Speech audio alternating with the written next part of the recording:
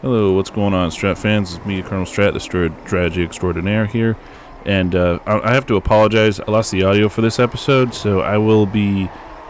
it'll look a little weird with how my head moves and everything, so I do apologize for that. But this tactic here I wanted to show you is the good old... the good old meat shield tactic. Now, the meat shield tactic has been around for ages, since the time of Warhammer 1. And with your peasants, flank charging into the enemy lines, soaking them up so that your Grail Guardians could charge in from behind, to the Empire with your great swords and your sword, just lowly swordsmen holding the enemy down while your rocket artillery sheds them to pieces.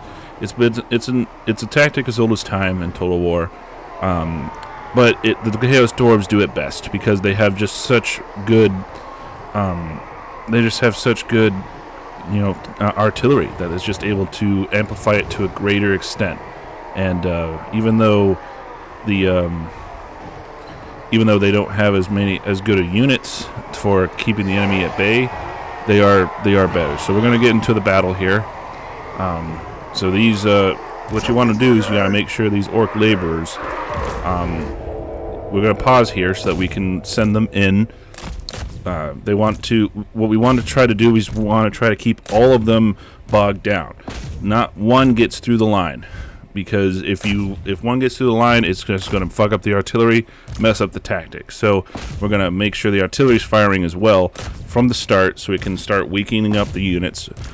Because even though the AI will still fire into our lines, if it has no other choice, it'll try to avoid it. So you want to get as many hits in as possible for it.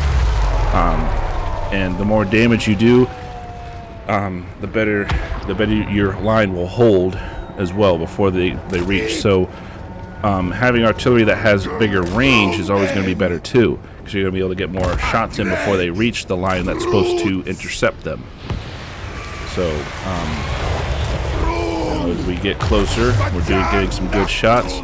You also, the beauty of this tactics is you can pick and choose the right targets to attack. Like those black orcs there, we can hit them first before they get a chance to really do damage to the line and punch through, because we get time to choose it. And you just have to learn to not worry about your main units. So as we pause here, we see we're all connected. We're all smushed together. The orc laborers have done their job. They've connected the line, and they've stopped them from advancing. So now we start the long, arduous process of blowing them to bits.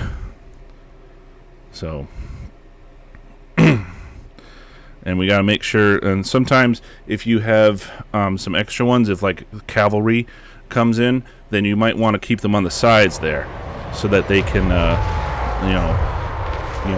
so that they can intercept the cavalry, because the orc laborers do have a decent speed, and they'll be able to keep them busy.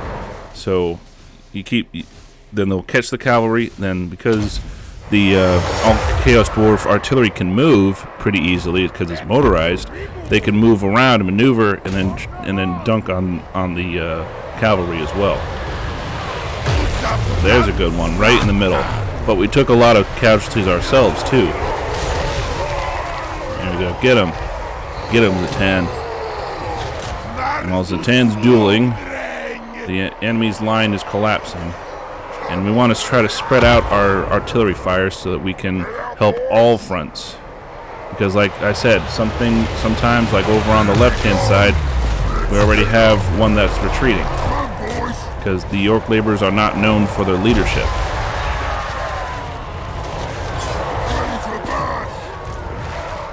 Alrighty.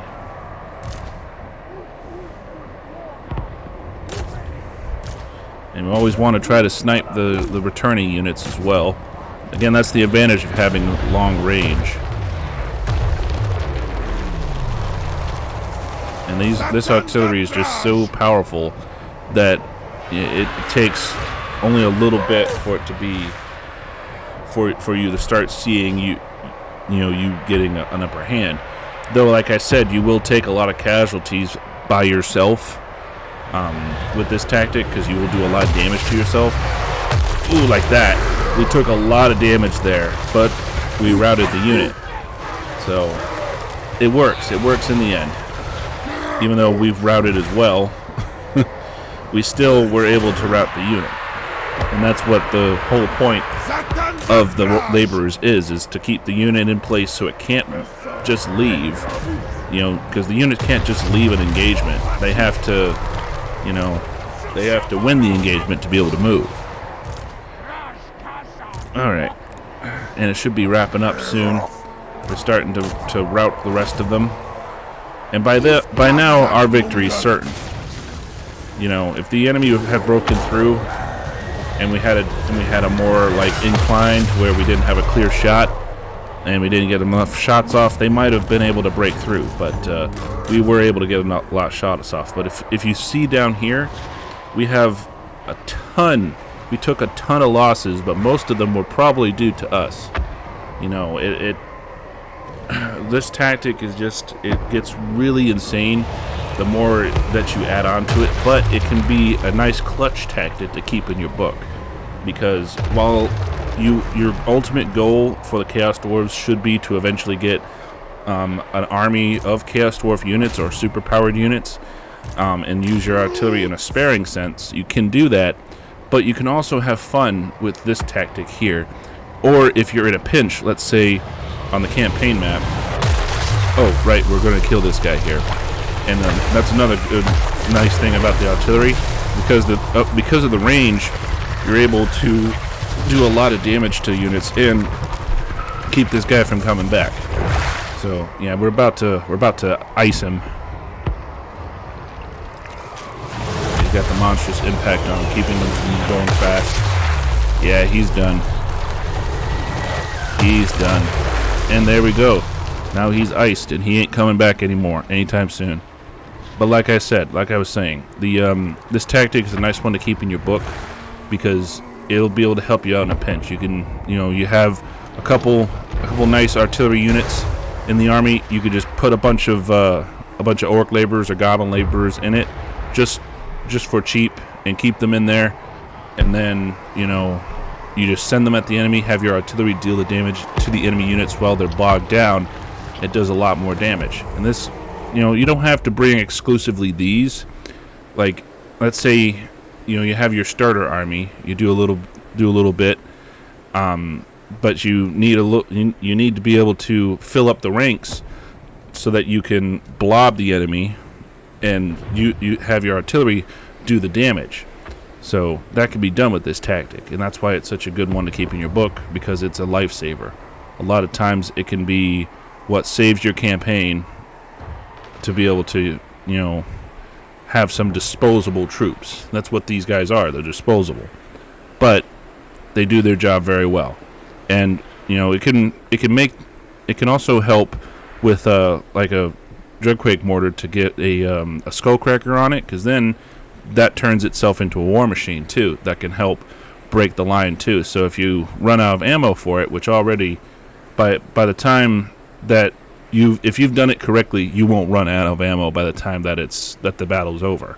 I guarantee it. But if that happens, then you know you have that. So it's a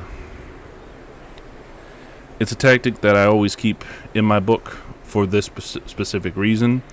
And it can work for other factions, but the Chaos Dwarfs do it well.